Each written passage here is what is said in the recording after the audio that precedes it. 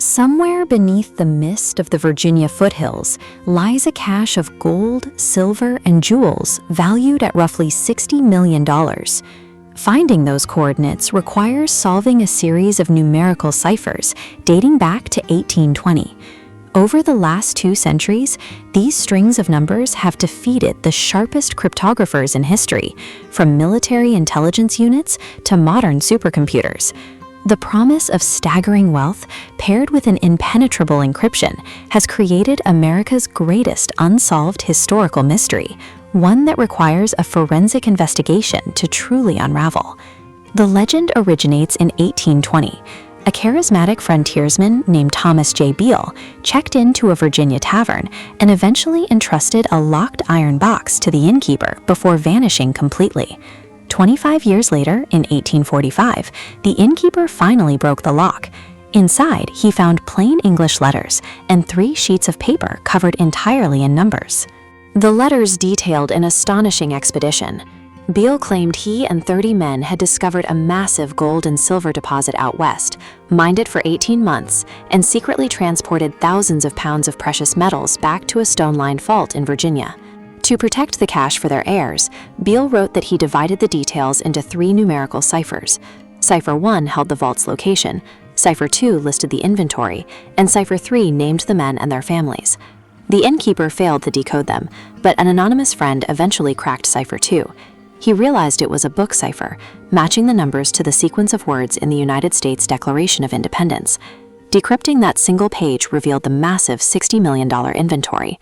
By leaving the location page unbroken, the author created the perfect bait, triggering a gold rush that would last over a century. Generations of prospectors have swarmed Bedford County, bringing excavators and metal detectors to tear through the local soil in search of Beale's iron pots. But the Virginia wilderness is vast and rugged. Blindly digging through miles of dense forests and rolling valleys without a specific coordinate has resulted in absolutely nothing. Frustration in the dirt pushed the search into the digital realm. Military cryptanalysts, including Colonel William F. Friedman, the pioneer of modern American cryptanalysis, attempted to break the remaining numbers. The Beale ciphers were considered so mathematically complex that they were incorporated as an official training tool for the National Security Agency. The hunt for the treasure moved from physical excavation to cryptographic analysis, as researchers realized the vault's discovery depended entirely on the math. The moment experts analyzed the text, severe flaws appeared. The author of the cracked Cipher 2 utilized a rare misprint of the declaration and made multiple basic counting errors.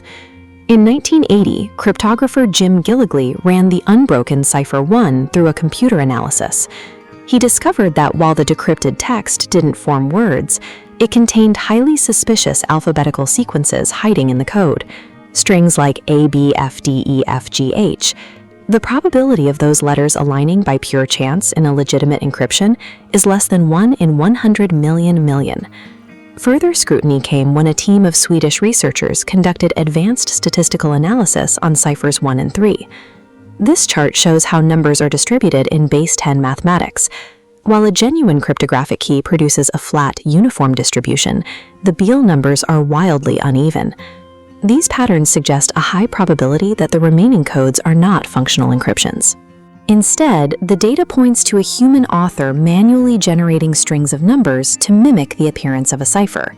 If the unbroken codes are fake and the physical treasure never existed, someone had to orchestrate the hoax.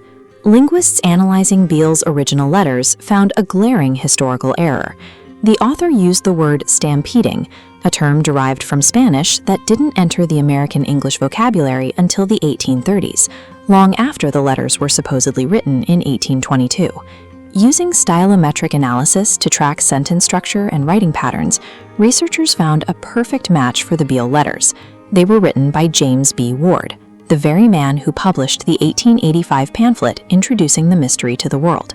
Ward was a known Freemason, leading some researchers to view the story of 30 men finding a hidden vault as a Masonic allegory. Others see a simpler motive, an ingenious 19th century grift designed to sell a $13 pamphlet. Despite overwhelming linguistic and statistical proof of a fabrication, people are still searching the Virginia hills today. The persistence of the hunt relies heavily on human psychology. We possess an innate desire to find patterns in chaos and a deep willingness to believe in a world where sudden fortune is buried just beneath our feet. Believers continue to arrive, armed with ground-penetrating radar, fresh algorithms, and shovels, refusing to let the legend fade into history. James B. Ward did not create a map to $60 million in gold. Instead, he engineered an unbreakable psychological puzzle, securing his invention as America's most enduring mystery.